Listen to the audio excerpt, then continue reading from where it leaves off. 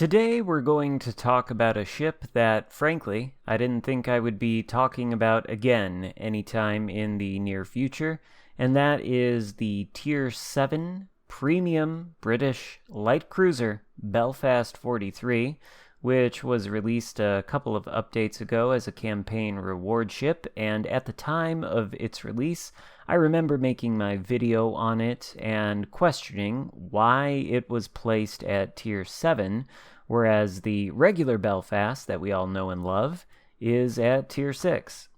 And frankly, I didn't think the differences between this version of Belfast 43 at Tier 7 and the Tier 6 Belfast were great enough to justify the higher tier placement. It frankly made no sense whatsoever to me. I get that the Belfast 43 comes equipped with torpedoes, whereas the Tier 6 Belfast does not, and also there are changes to the smokescreen generator between the two ships. The Belfast 43 has the British destroyer smokes, whereas the Belfast at Tier 6 has more conventional smokes that last for a longer amount of time than the British destroyer smokes, but you have less charges for them. In any case, it made no sense to me why this particular cruiser was placed at Tier 7. It does now, because I'm thrilled to report to you that after its buff, the Belfast 43 is much improved. Now, what actually was the buff? Well, when it was first released, the Belfast 43 had an absolutely abysmal base reload time of 9.5 seconds for its 12 152mm guns. That kind of reload time is just not good for this gun size. For comparison's sake, on the Belfast at Tier 6, I could get the reload time down to about 7.5 seconds, and for some other Tier 7 cruisers that are also light cruisers, like the Kutuzov or the Chapayev on the Russian line, their reload time can get down to roughly 7.5 seconds. Belfast 43 was saddled with a much longer reload and as a consequence could pump out less DPM. Well, that base reload time has been buffed from 9.5 seconds to 8.5 seconds, which means if you build into it with your commander, you can get it down to a much more comfortable 7.5 seconds, which is where I have it right now. And of course, the decreased reload time means you can pump out more shells in a much quicker amount of time than you previously could before the buff, which means Belfast 43 has much better DPM. It also has a better fire chance too, because the fire chance on the shells at base prior to the buff was only 9%. Now it's 11%, and this thing starts noticeably more fires than it did before the buff. And then the final component that went into buffing the Belfast 43 was increasing the duration time for its smoke generator consumable. Previously, the duration time was 15 seconds, now it is 20 seconds, and all that means is that once you hit the consumable button and the consumable starts pumping out smoke, it pumps out smoke for 20 seconds rather than 15 seconds. So you get a little bit more time to deploy the smoke screen and a little bit more time to use it in that sense. Other than that, nothing was changed about the ship, but these three changes added up all together: the decreased reload time, the increased fire chance, and to a much lesser extent the increased smokescreen consumable duration time. Well, now the Belfast 43 makes sense at Tier 7. I think it's actually quite a potent little cruiser and an interesting one. There's no other cruiser quite like it in the game with respect to its consumables. The British destroyer smokescreens are already pretty unique for destroyers, but putting them on a cruiser does give you an ability to sort of deploy these smoke screens much more often and much more, I don't want to say carelessly, but without as much forethought or hand-wringing as you might have if you're thinking about deploying a more standardized smoke screen and you've only got 2 or 3 charges of it. You got 6 charges of this smoke screen if you used fully packed on your commander as one of the legendary skills, or rather the only legendary skill, So you can do things like when you're kiting away from an enemy, you can deploy a smoke screen to break their line of sight and disengage more easily, or you can come to a complete stop anywhere on the map, deploy a smoke screen, sit in it for whatever the full duration is, I think it's something like 40 seconds or so, and pump out HE or AP at any red ship that you see. Get a little bit more time to farm from the safety of your smoke screen, and you have more opportunities to deploy the smoke screen than you do in the Belfast at Tier 6. So I think this is all to say that the Belfast 43 is much improved, and this is probably the best game that I had in the Belfast 43. I played it live on one of my recent streams. I think it was the update stream that I did the day the update dropped, and I think I and my chat were all surprised at the performance I was able to get out of this ship after the buff. And you might say to yourself after hearing me tell you this, that, well, this is just one game, so this is one data point, Xarkun. Of course, that is not science.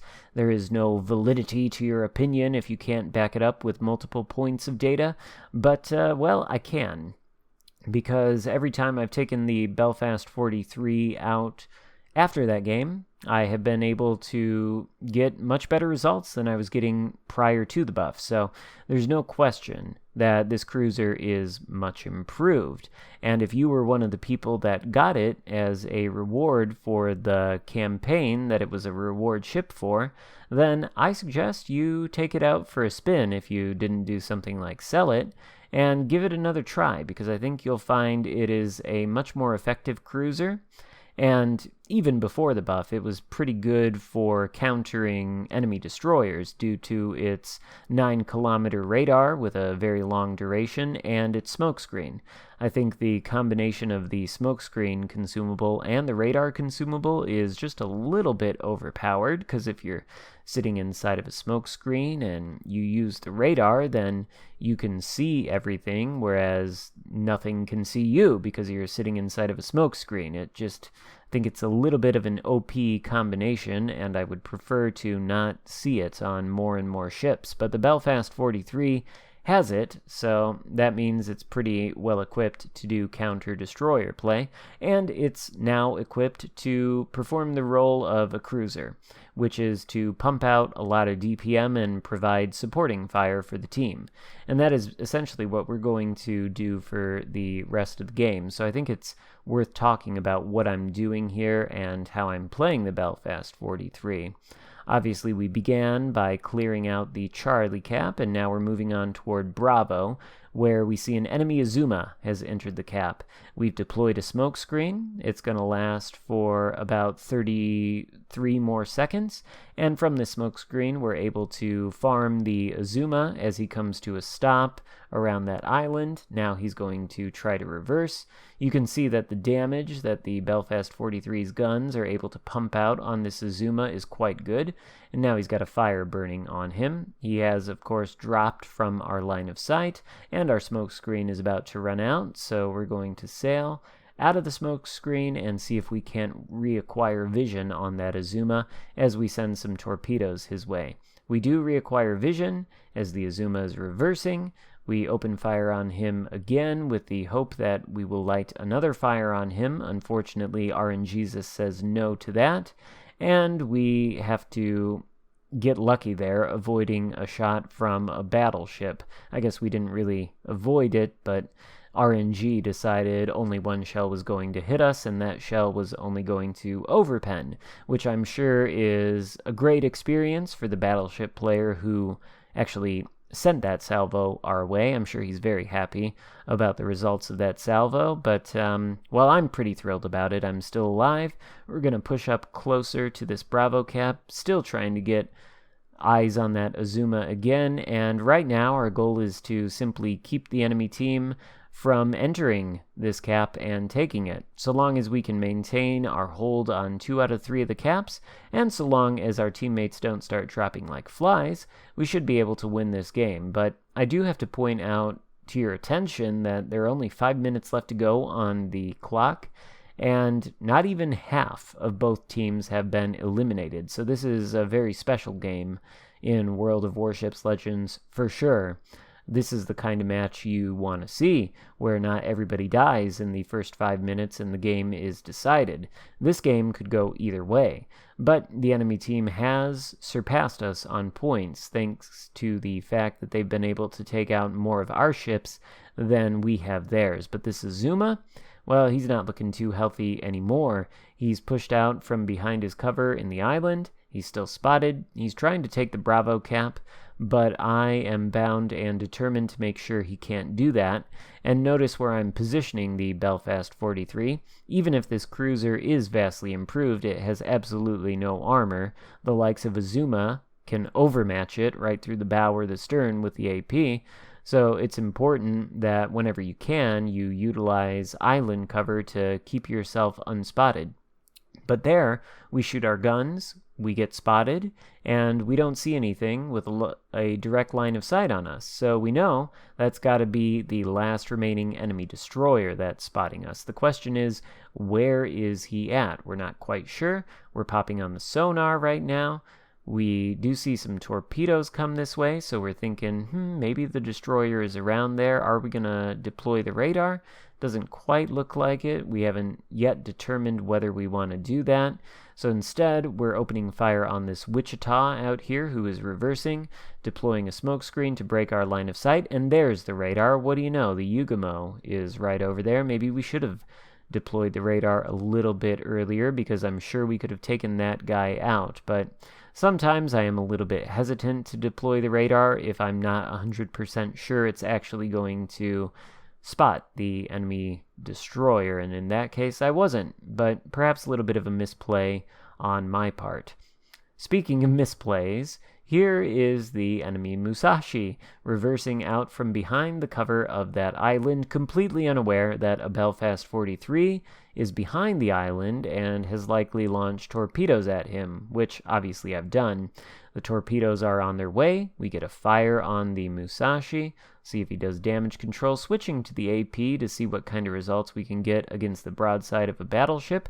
The results are fantastic, and the Musashi ends up eating one of the torpedoes right in the stern, which causes a flood that I don't think he can put out. And in fact, the flood does end up taking the Musashi down.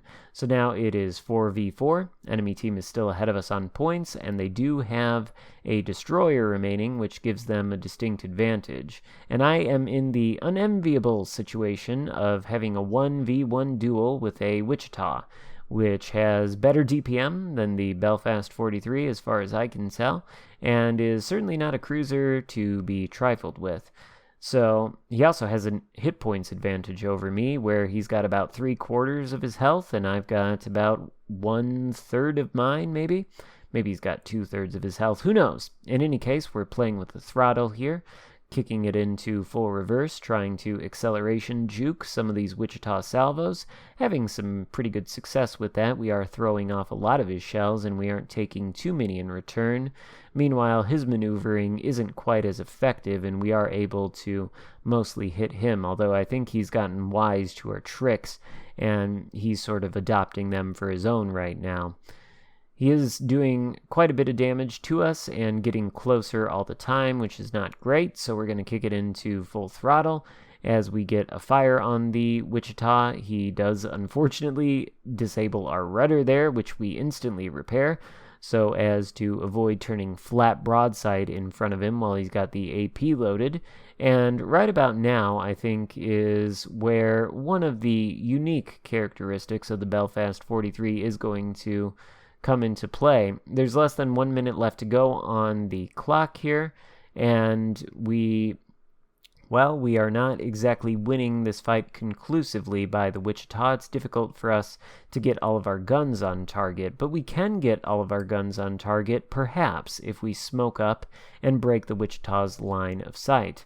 Now, of course, he would have still stayed spotted because we had a friendly teammate spotting the Wichita there, but unfortunately that teammate goes down to the Yugamo that we were not able to dispatch earlier, and that Yugamo gets a Xarkun with that final kill, which puts the enemy team far, far ahead of us on points. Even if we do sink the Wichita, we are unfortunately not going to win this game.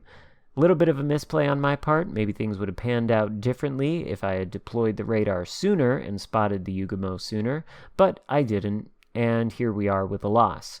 Nevertheless, it was a pretty good, pretty competitive game that wasn't decided in the first 5 minutes, so I always appreciate that.